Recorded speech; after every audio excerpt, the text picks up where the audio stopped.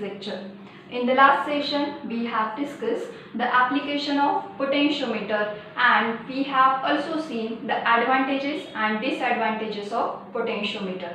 So, in this session, we will see the next point, galvanometer. As we know that the ammeter is used to measure the electric current, and the voltmeter is used to measure the potential difference or the voltage across the circuit. But this galvanometer can measure both of these quantities, that means the electric current as well as the potential difference across the circuit. So this galvanometer, it is the device which is used to detect weak electric current. So that means the galvanometer is used to measure a very small amount of electric current, and it acts as a voltmeter as well as ammeter. When this galvanometer measures the electric current, it acts as an ammeter with some modifications in the circuit, and when this galvanometer measures the potential difference or the voltage across the circuit, it acts as a voltmeter. So this galvanometer acts as a voltmeter as well as ammeter. Now this is the internal structure of galvanometer. So in this circuit diagram, it consists of this rectangular coil. Okay, this is the rectangular coil, and this rectangular coil is placed in between pole faces, that is north-south pole faces, strong laminated horseshoe shaped magnet. Okay, this rectangular coil is placed in between pole faces, that is north-south pole faces, strong laminated horseshoe shaped magnet, and when current passes through this rectangular coil, it gets deflects. Okay, when the current passes through this rectangular coil, it gets deflects, and the deflection of this coil can be read with the help of this pointer. Okay, the deflection of this coil can be read with the help of this pointer, and the position of this pointer on this angular scale indicates that the value of current passes through the galvanometer or the potential difference across the galvanometer. Okay, the position of this pointer indicate that the value of electric current on this angular scale or the potential difference across the galvanometer. And this rectangular coil has a moderate resistance about 100 ohms. Okay, so this is the internal structure of galvanometer. Next point is that deflection shows the current and the potential difference.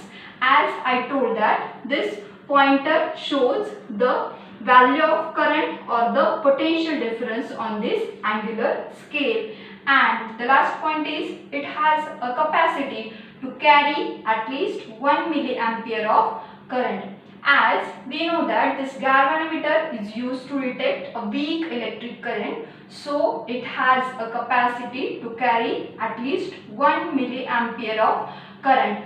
1 milliampere means 1 into 10 raised to minus 3 ampere of current. So this galvanometer itself has a small current carrying capacity, that is 1 into 10 raised to minus 3 ampere. So this is the internal structure of galvanometer. Now we will see galvanometer as an ammeter. We have seen the internal structure of galvanometer. Now consider this is the rectangular coil, and these are the two poles of strong laminated horseshoe shaped magnet. Okay, that is north pole and the south pole. When current passes through this rectangular coil, it rotates and then get deflects. Okay, when current passes through this rectangular coil, it rotates and then get deflects, and that deflection can be read with the help of this pointer. Okay, that deflection can be read with the help of this pointer.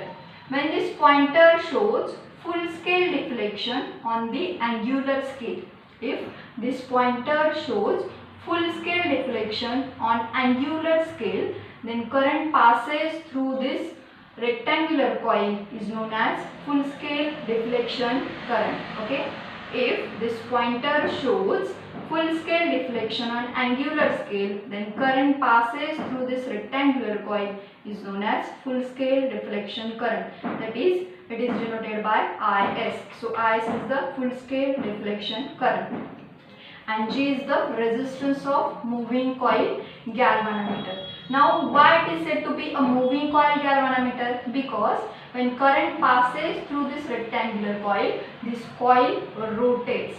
Hence, this galvanometer, it is also known as moving coil galvanometer. In short, we can say that MCG, that is moving coil galvanometer. Now we will see conversion of MCG to ammeter. So the first point is effective current must be increased. As we know that galvanometer, it is the device which is used to measure weak electric current. That is, galvanometer, it is used to measure a very small amount of electric current. So we have to increase the value of current, and the ammeter can measure a maximum amount of electric current. So the first point is effective current must be increased. The second point is effective resistance must be decreased. If we have to increase the value of current, the value of resistance must be decreased. Okay. Next point is to decrease the resistance, this G or the finite resistance G must have to connected in series. Okay. To decrease the resistance, G means the resistance of moving coil galvanometer must have to connected in series. Now look at this diagram. To decrease the resistance, this G, that is the resistance of galvanometer, is connected in series combination with this resistance R. Okay.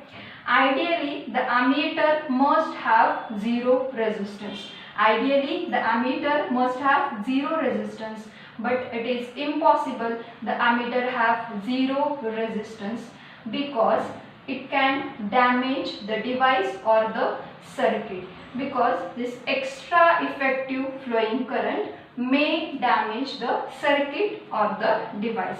So, to reduce the damage, a small resistance must be connected parallelly. Okay, this extra effective flowing current may damage the circuit or the device. Hence, to reduce the damage, a small resistance must be connected parallelly. Okay, and that small resistance is called as the shunt resistance. Okay, when we add this small resistance to avoid the damage of the circuit, that small resistance is known as the shunt resistance. Now we will see the uses of shunt resistance.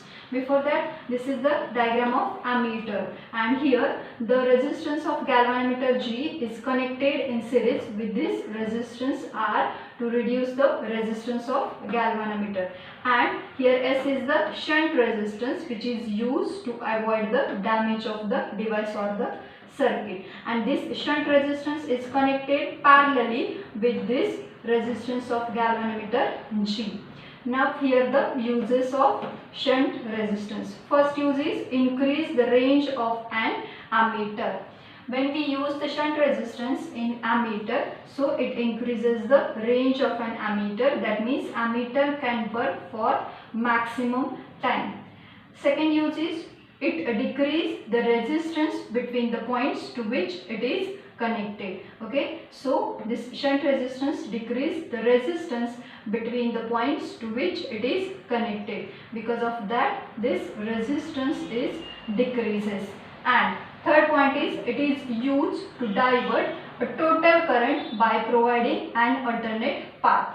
So because of this shunt resistance, this total current I divided into two parts, that is, first part is Ig, that is current flowing through this resistance of galvanometer G, and Is is the current flowing through this shunt resistance. So third use is it is used to divert the total current I by providing an alternate path, and thus it protects the instrument from the damage. So the main use of shunt resistance is to protect the instrument from the damage.